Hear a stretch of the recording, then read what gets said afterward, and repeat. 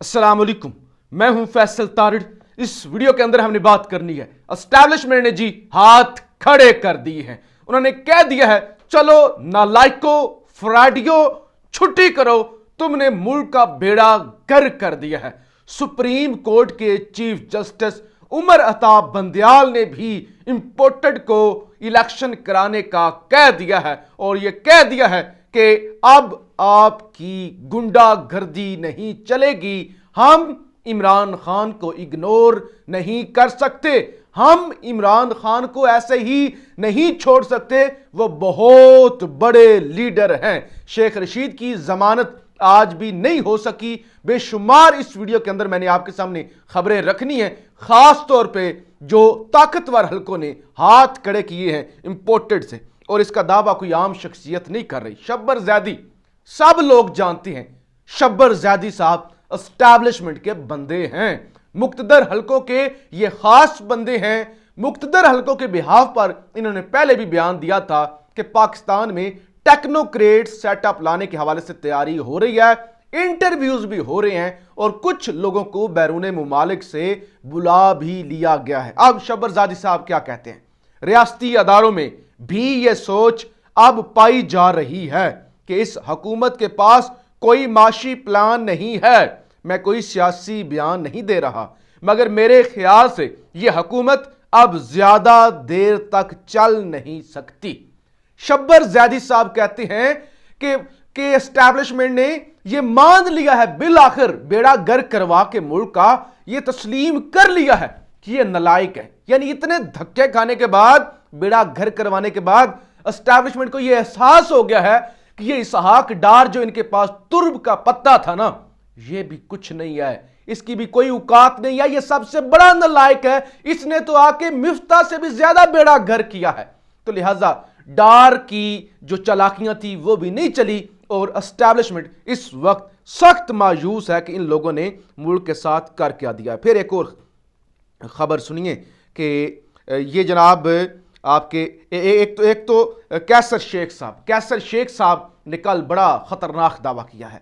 हम technically default कर चुके हैं, ऐसे हालात का मैं तसव्वुर भी नहीं कर सकता जो बन गए हैं। एक डॉक्टर से काम नहीं चलेगा, डॉक्टर्स का बोर्ड बिठाना पड़ेगा। हम बहुत बुरे हालात से गुजर रहे हैं, मुल्क टेक्निकली डिफॉल्ट कर चुका है। यानी ये जो एक इसहाक डार है ना, इससे काम नहीं अब चलेगा। अब पूरा वो कहते हैं कि पूरी टीम लानी पड़ेगी जो मुल्क को बचाए, और हम टेक्निकली डिफॉल्ट कर चुके हैं। ये कैसर शेख साहब ने तस्लीम किया है। नून लीग से इनका ताल्लुक है कि मुल्क टेक्निकली डिफॉल्ट कर चुका है। फिर जनाब जुबैर खान ये भी इकोनॉमिस्ट हैं, कहते हैं अंधे को भी नजर आ रहा है कि इस हुकूमत के ज्यादा दिन नहीं हैं।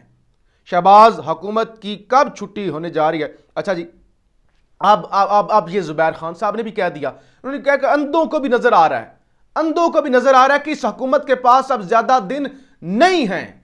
IMF का अगर तो एग्रीमेंट हो गया तब भी इनकी छुट्टी हो जाएगी। और शायद ताकतवर हल्के इस वक्त इसी चीज का इंतजार कर रहे हैं कि एक दफा IMF के साथ जो भी मुआहदा होना है हो जाए, क्योंकि नालायकों ने बेड़ा घर कर दिया। वो कहते हैं अंधों को भी नजर आ रहा है, ये अब नहीं टिकने वाले, इन्होंने बड़ा फ्रॉड किया, इन्होंने बड़ा धोखा किया। और कैसर शेख साहब कहते हैं हम टेक्निकली डिफॉल्ट कर चुके हैं। और शब्बर ज़ैदी साहब कहते हैं कि मैं सियासी बयान तो नहीं देना चाहता, लेकिन मुक्तदर हलकों के अंदर सोच पाई जा रही है कि ये नलायकों ने जो है वो मुल्क का बेड़ा गर्क कर दिया। और तो और सहाफियों ने भी कहना शुरू कर दिया। यानी एक माहौल बनाया जाता है ना, जब किसी को ऐसे उठा के बाहर फेंकना होता है तो एक माहौल बनाया जाता है। जरा सुनिए, हफीजुल्लाह नियाजी और सुहेल वड़ैच दोनों बड़े प्रो नून लीग, वो क्या कहते हैं? पिछले 4 सालों में इमरान खान ने नून लीग का इतना नुकसान नहीं किया जितना शहबाज शरीफ और डार ने पहुंचाया है।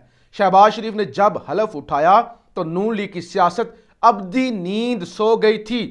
85 रुकनी काबीना पर नून लीग के लिए नरम गोशा रखने वाले सहाफियों की भी तनकीद। यानी 85 रुकनी जो काबीना बनाई हुई है ना, उसके लिए भी जो लोग समझते हैं ना कि यार ठीक है, उनका इस्तेकाक जितने दिल रखे, अब वो भी तंग हो चुके हैं, उन्होंने भी तनकीद करना शुरू कर दी है। अच्छा जी, एक और खबर आपको जो है वो आपके सामने रख दूं, शेख रशीद की हम बाद में बात करते हैं। अच्छा जी, chief justice of Pakistan Umar Ata Bandial साहब क्या कहते हैं? मुल्क में तमाम मसाइल का हल अवामी फैसला है, यानी मुल्क में तमाम मसाइल का हल इलेक्शन है, ये चीफ जस्टिस उमर अता बंदयाल कहते हैं। मौजूदा पार्लियामेंट मुतनाज़ा हो रही है, मुतनाज़ा कानून साजी हो रही है। मौजूदा हुकूमत के क़याम को 8 महीने हो चुके। इलेक्शन कमीशन ने हमसे यह कहा था कि हम नवंबर 2022 में इलेक्शन के लिए तैयार होंगे। उन्होंने कहा, हमसे इन्होंने कहा था जब वो केस लगा था ना, असेंबलियां तोड़ी थी, वो कासम सूरी की, आपको पता है, वो एक रूलिंग आई थी, तो उसके बाद सुप्रीम कोर्ट ने सो मोटो लिया था और उसके बाद इलेक्शन कमिश्नर को बुलाया गया था। उन्होंने कहा हम तो 7 महीने तक इलेक्शन ही नहीं करवा सकते। आपको याद होगा ये जो सारा ड्रामा मार्च के महीने में हुआ था, तो उन्होंने कहा था हम तो नहीं, गालबन अप्रैल के महीने में ये सब कुछ हुआ था, अप्रैल के शुरू में, और फिर ये 10 अप्रैल के अंदर फिर रजीम चेंज हुआ, रात के 12 बजे अदालतें खुली और इमरान खान डायरी लेकर निकले। उस एपिसोड से पहले इलेक्शन कमिश्नर ने भी कह दिया कि 7 महीने तक हम तो इलेक्शन ही नहीं करवा सकते। तो अब आज चीफ जस्टिस ने कहा कि आप मुतनाज़ा हो रहे हैं, आप मुतनाज़ा कानून साजी कर रहे हैं, आपने बेड़ा गर्क कर दिया है। और चीफ इलेक्शन कमिश्नर ने कहा था नवंबर 2022 तक हम इलेक्शन के लिए तैयार होंगे। फिर उन्होंने कहा ये जो नैब के अंदर इन्होंने मुतनाज़ा कानून साजी की है, इसको हम ऐसे नहीं ले सकते। ये किसी आम शहरी की दरखास्त नहीं है कि ऐसे ही किसी ने किसी के बिहाफ पे दरखास्त दे दिया, सुने ना सुने, इधर करें उधर करें। उन्होंने कहा दरखास्त गुजार इमरान अहमद खान नियाजी है, और बेशक वो हुकूमत में नहीं है, बेशक वो पार्लियामेंट में नहीं है, वो इस वक्त मुल्क का सबसे बड़ा लीडर है। पूरा मुल्क, कौम उसके पीछे खड़ी हुई है। तुम समझते हो कि हमने उसे सिस्टम से आउट कर दिया है? तुम समझते हो? चीफ जस्टिस ने कहा आपको लगता है कि वो सिस्टम से आउट है? वो अवाम के अंदर इस वक्त मुल्क में सबसे ज्यादा मकबूल है और मुल्क का सबसे बड़ा स्टेक होल्डर है। तो लिहाजा उसकी दरखास्त को ऐसे ही नहीं लिया जा सकता। और हाल ये है कि इनको ये जो मौजूदा रजीम है ये बोरिया बिस्तर गोल करे। फिर जी चेयरमैन तहरीक इंसाफ इमरान खान ने इंतखाबात की तैयारी का हुक्म दे दिया और तमाम रहनुमाओं को हल्के में जाने की हदायत की है। चेयरमैन के हुक्म के मुताबिक भरपूर अवामी राबता मुहिम जारी रखेंगे। और साथ ही चेयरमैन इमरान खान ने यह भी कहा है कि जो जिनके हलकों में इलेक्शन हो रहा है, यानी ज़िमनी ये जो असम्बलियाँ तहलील हुई, ये जो इस्तीफे कबूल किए गए हैं, वो जो हमारे उम्मीदवार हैं वो गिरफ्तारी ना दें, वो भरपूर तरीके से अपने इलेक्शन की तैयारी करें। और हाल ये हो गया है कि इस्लामाबाद भी गैर इतना महफूज है, F9 पार्क के अंदर एक लड़की के साथ ज्यादती हुई थी और अब इस्लामाबाद में चीफ जस्टिस के सेक्रेटरी को भी लूट लिया गया है। चीफ जस्टिस के सेक्रेटरी को भी जनाब वो उनके साथ भी डकैती हो गई है। ये इस्लामाबाद के हालात हैं। जब भूख होती है ना, वो क्या कहते हैं, भूख तहजीब के आदाब भुला देती है। तो जब भूख होती है तो फिर इसी तरह से होता है। शेख रशीद की आज भी जमानत नहीं हो सकी। आज भी इस्लामाबाद की सेशन अदालत ने जमानत रिजेक्ट कर दी है। मरी की अदालत के अंदर कल पेश किया गया था, पूरी रात शेख साहब मरी थे और अब मरी की अदालत ने भी शेख रशीद को जुडिशल करने का फैसला कर लिया है। वो पुलिस ने रिमांड मांगा था इन्वेस्टिगेशन के लिए, उन्होंने रिमांड नहीं दिया और अब शेख रशीद को जुडिशल कर दिया गया है। तो लिहाजा कल मैंने एक बात की थी, लाहौर हाई कोर्ट ने 43 इस्तीफे वो वापस, उन्होंने कहा था आप जा सकते हैं, आपके इस्तीफे कबूल नहीं है।